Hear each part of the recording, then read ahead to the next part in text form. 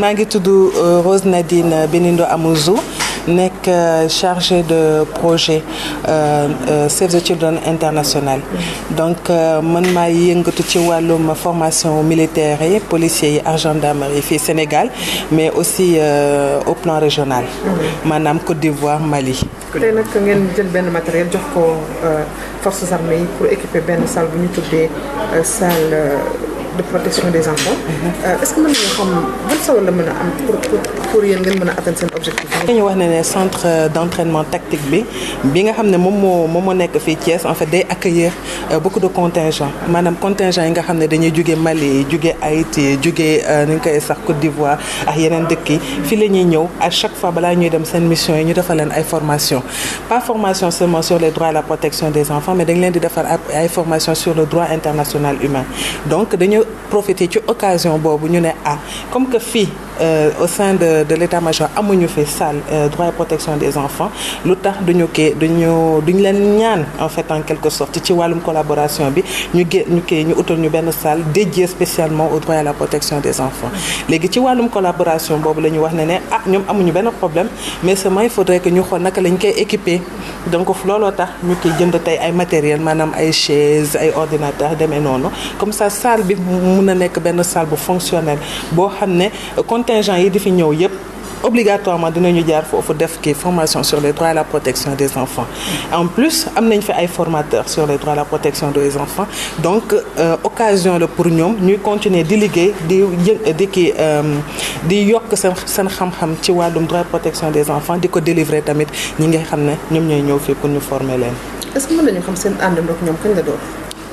Depuis 2015 mais bon 2015 maanaam mën naa wax na nekk foofu la ñuy defee signature mémorandum de collaboration mais sinon ñi ngi liggéey ak forces armées yi ça fait déjà plus de 10 ans donc léegi la ñu gën a ficeler sunu collaboration avec eux donc di mener ay programme ensemble donc comme ni ngeen ko gisee sànq expliqué nañ leen ne am na ay activités yu bëri yoo xam ne mën nañ ko maanaam ay sensibilisation dernière fois kese ma xool du 28 au 5 def nañ fi ay sensibilisation pour plus de 300 soldats sur les droits et la protection des enfants maanaam ci wàllum zone militaire yi yëpp donc collaboration la boo xam ne yàgg na mais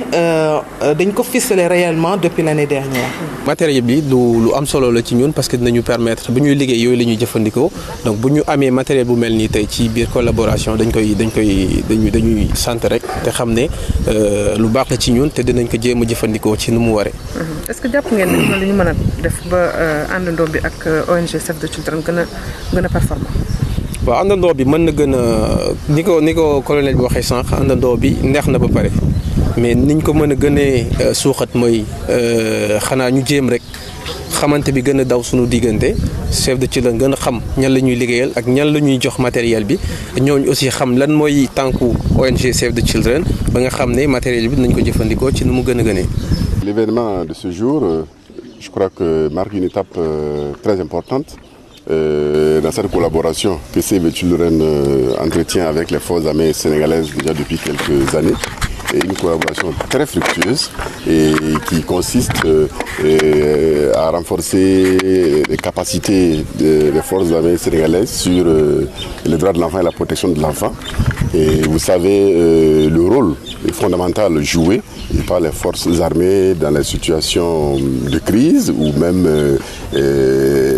en post-crise et même dans la vie courante. Et quand vous voyez les difficultés auxquelles sont confrontés les enfants dans notre contexte. Alors donc cette mise de matériel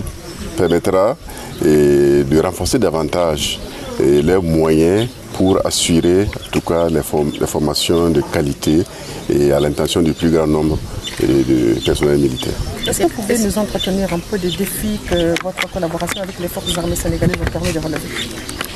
Alors, je crois que l'un des plus gros défis, c'était vraiment